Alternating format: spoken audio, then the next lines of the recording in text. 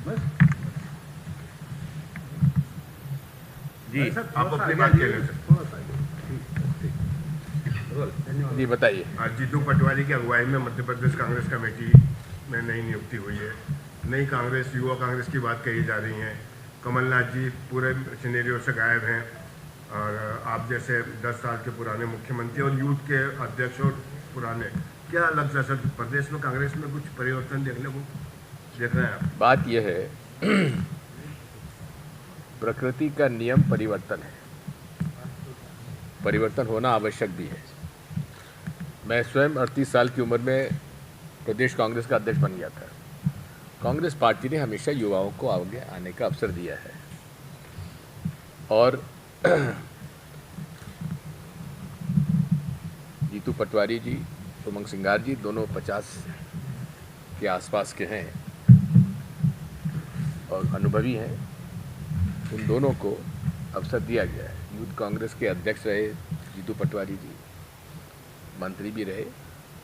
इसलिए नई टीम मध्य प्रदेश में कांग्रेस पार्टी की बनकर तैयार होगी। इसका मतलब ये नहीं है कि कमलनाथ जी और दिग्विजय सिंह की प्रदेश में या देश में या कांग्रेस को आवश्यकता नहीं है, ऐसा मत समझिए। आज मध्य प्रदेश सरकार अपनी पहली कैबिनेट बैठक जबलपुर में लेने जा रही है। कमलनाथ जी ने पिछली बार से किया था। अलग अलग संभागों में बैठकों की बात की जा रही कैबिनेट की, कैसे देखते हैं सर? अच्छी बात है। मैंने भी कई बार बाहर की मीटिंग्स की, कोई बड़ी बात नहीं। पंडित द्वारका मिश्रा तो पचमढ़ी में कई बार मीटिंग करते थे, श्यामाचरण जी करते थे, हम लोगों ने मीटिंग वहाँ की, कोई नई बात नहीं है। प्रदेश अध्यक्ष जीतू पटवारी जी कैलाश विजयवर्गीय का कहना है कि जिस तरीके से बीजेपी ने नए चेहरे को मौका दिया है, कांग्रेस भी बीजेपी को कॉपी कर रही है और उसी कॉपी के चलते जीतू पटवारी को प्रदेश अध्यक्ष बनाया है। ये भूल जाते हैं कैलाश विजयवर्गीय जी कि एआईसीसी में कांग्रेस के अध्यक्ष पंडित जवाहरलाल नेहरू जब बनाए गए थे वो 40 साल से कम उम्र के थे। ये तो परंपरा रही है कांग्रेस पार्टी की सदैव, नए लोगों को मौका मिलता है। विधानसभा चुनाव में करारी हार और उसके बाद भी फिर मैनेजमेंट मैनेज हो गए, कमलनाथ जी मैनेज हो गए। कौन ने किया दिया? ये इस तरह के एलिगेशन पार्टी की तरफ से आप लगा रहे हैं ना इस तरह से बात सामने आ रही है। नहीं, कौन सी हार की कारण क्या है? पार्टी में किसने कहा ये बात? आलोक शर्मा राष्ट्रीय प्रवक्ता है, उन्होंने ये एलिगेशन लगाया है। तो इसकी बात तो एआईसीसी देखेगी, तो मध्य प्रदेश के तो है नहीं। श्रीमान जी का क्या सोचना है? शिवराज जी कोई एक बात सोच लीजिए, मेरा साफ कहना है कि जब तक कोई प्रमाण ना हो किसी पर ऐसे आरोप लगाना उचित नहीं है। शिवराज जी कह रहे हैं कई बार राज तिलक होते होते वनवास हो जाता है। क्या वो भगवान राम के अपने साथ तुलना कर रहे हैं क्या? विधानसभा चुनाव अब हो चुके हैं, मध्य प्रदेश में भी सरकार बीजेपी की बन गई है। लोकसभा चुनाव की किस तरीके से अब कांग्रेस तैयारी कर रही है, क्योंकि अभी जिस तरीके से चुनाव परिणाम आए हैं कांग्रेस की जीत में बिल्कुल नहीं दिखेगा। कहाँ कमी रह गई? बात यह है कि उसकी समीक्षा हम लोगों ने की है। क्या कारण रहे समझ में नहीं आया, लेकिन हाँ उसके कई चीज़ें सामने आई हैं। लेकिन एक बात मैं आपसे कह सकता हूँ कि धीरे धीरे धीरे इस देश में ईवीएम के प्रति अविश्वास जनता में बढ़ता जा रहा है और जो रवैया है माननीय चुनाव आयोग का, उससे ज़्यादा और शंका होने लगती है। और जिस तरह से मुख्य न्यायाधीश का एक सुझाव कि चुनाव आयोग के सदस्यों के चयन में प्रधानमंत्री विपक्ष के नेता के साथ सुप्रीम कोर्ट के मुख्य न्यायाधीश भी होना चाहिए, अच्छा सुझाव था। क्योंकि किसी भी जनप्रिय लोकतंत्र में निष्पक्ष चुनाव उसका मूल आधार होता है और यदि निर्वाचन आयोग के सदस्यों के चयन के लिए मुख्य न्यायाधीश उच्चतम न्यायालय अगर ये सुझाव देते हैं तो मान लिया जाना चाहिए था। अब आप देख रहे हैं कि जिस प्रकार से नरेंद्र मोदी जी ने चुनाव आयोग के सदस्यों की चयन प्रक्रिया में खुद को रखा। उनके द्वारा मनोनीत मंत्री और विपक्ष के नेता, मंत्री प्रधानमंत्री या मुख्यमंत्री की इच्छा अनुसार ही कैबिनेट में रखा जाता है, उसकी सिफारिश पर रखा जाता है। अब दो व्यक्ति एक तरफ हो गए, एक व्यक्ति एक तरफ हो गया, तो निष्पक्षता कहाँ है? क्या माननीय चुनाव आयोग को निष्पक्ष नहीं होना चाहिए?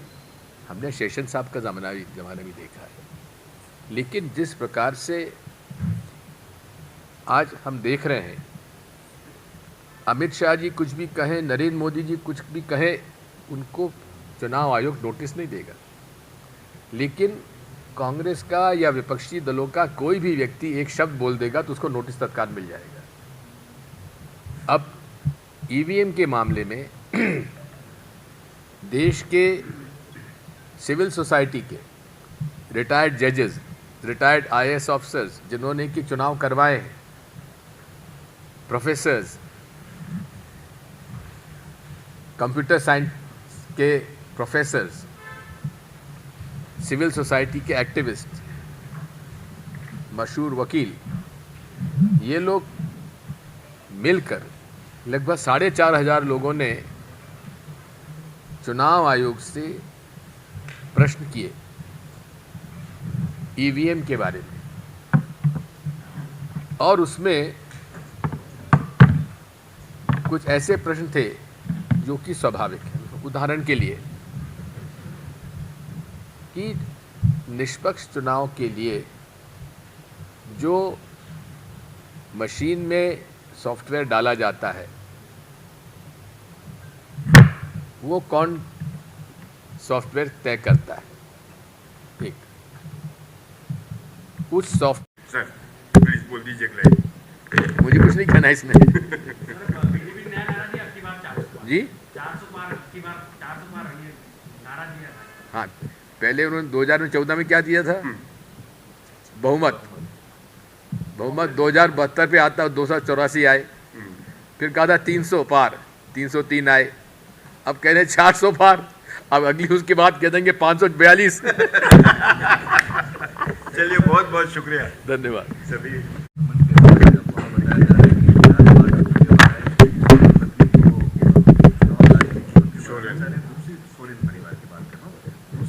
अरविंद केजरीवाल ईडी के नोटिसों का जवाब नहीं दे रहे, क्या दे रहे हैं, किस तरीके से? बात यह है कि आज़ादी से लेकर आज तक इस प्रकार ईडी, सीबीआई, आईटी का राजनीतिक दुरुपयोग या राजनीतिक हथियार के रूप में उपयोग नहीं किया गया, जो अब किया जा रहा है। चुनाव हो रहा है, विपक्षी दलों के ऊपर छापा डाल दो, और खुद करोड़ों रुपए खर्च कर रहे हैं, वोटर को पैसा दे रहे हैं। वो कहाँ से आया? वो क्या चेक से दे रहे हैं? हाँ, अब एक और नई बात शुरू हो गई है। चुनाव चल रहा है और आप किसानों के और लाडली बहना के खाते में पैसे डाल रहे हैं। ये क्या पक्षपात नहीं है? और ये योजना किसकी चुराई हुई? भाजपा ने, हम लोगों ने चुराई। कर्नाटक, हिमाचल में हमने कर दिया, और कमलनाथ जी ने घोषणा कर दी। आज कॉपी पेस्ट जो होता है, शिवराज सिंह जी ने कर दिया। अब हम मांग करते हैं कि उन्होंने कहा था 3,000 देंगे, अब 3,000 दो।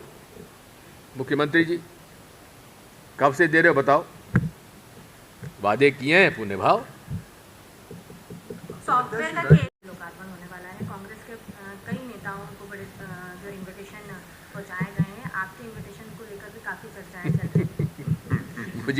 मुझे किसी का इनविटेशन नहीं चाहिए भगवान राम के दर्शन करने के लिए।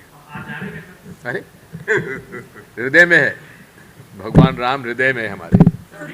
जो दान आपने दिया था वो भी आपको लौटा दिया गया है? नहीं, मैंने भेजा था प्रधानमंत्री जी को, उन्होंने कहा कि आप न्यास को भेज दीजिए, मैंने न्यास को भेज दिया। लक्ष्मण भाई साहब का बयान आया, मांगे वो पूरी नहीं होती तो कांग्रेस को ऐसी स्थिति में क्या चुनाव का बहिष्कार कर देना चाहिए जब तक कि वो बैलेट पे नहीं आ जाए या वीवीपैट पे नहीं आ जाए? इतना बड़ा निर्णय है ये कि दिग्विजय सिंह बैठ के यहाँ आपके सामने नहीं ले सकता। आपका ओपिनियन सर? नहीं, मेरा ओपिनियन वही होगा जो पार्टी का ओपिनियन होगी। लेकिन एक बात है, तो इसका मतलब तो यह है कि डकैत को डकैत करने दो, बहिष्कार करो। हम डकैती डलने दें क्या? क्या पूरे चुनाव के इस देश के लोकतंत्र के मतदाताओं के अधिकारों पर डकैती डलती रहे और हम चुपचाप बैठे रहें और भाग जाएं मैदान से? ये कौन सा विकल्प हुआ? बांग्लादेश में ऑपोजिशन ने बॉयकॉट किया, सरकार बन गई। बात यह है, जमीन की लड़ाई तो लड़नी पड़ेगी, मतदाताओं की लड़ाई लड़नी पड़ेगी, जो होगा सो देखेंगे। और हमारी मांग क्या है? अरे हमारा वोट हमारे हाथ में दे दो तो हम उसको देख के डाल दें। ये कौन सा इसमें गैरवाजिब है? इसमें कौन से? और भाजपा इतनी परेशान क्यों है इससे? चुनाव आयोग इससे इतना परेशान क्यों है? इसमें क्या दिक्कत है? हम ये तो नहीं कह रहे कि साहब कांग्रेस के ही वोट डलना चाहिए, दूसरे के नहीं डलना चाहिए। मैं तो अपील करता हूं नरेंद्र मोदी जी से कि आपने ढोक दिए थे। जब संसद में आप आए थे तो बड़ा आपने एक नाटकीय ढंग से ढोक दिए थे सदन के, मतलब पार्लियामेंट के पर सीढ़ियों पर चढ़ने के पहले। और आज ये हाल है कि आपने पुलिस से संबंधित, क्राइम से संबंधित तीनों बिल बिना चर्चा के पास करा दिए। और हमारी मांग क्या थी?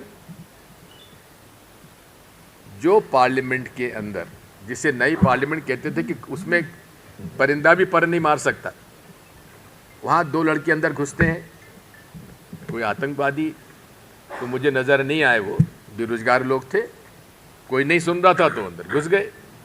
और कैसे घुसे? भारतीय जनता पार्टी के सांसद से रिकमेंड करा के पास बनवाया और अंदर घुस गए और उन्होंने वहाँ गैस छोड़ दिया। ये तो गनीमत है कि ये कोई जहरीला गैस नहीं था।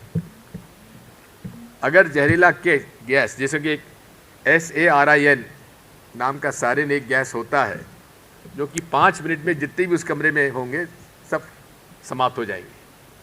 अगर कोई ऐसा व्यक्ति जो खुद अपने आप को शहीद करके वहाँ पे ये गैस डाल देता तो जितने भी सांसद वहाँ मौजूद थे उनका क्या होता? ऐसे प्रकरण में हमारी मांग थी कि गृह मंत्री जी बयान दें।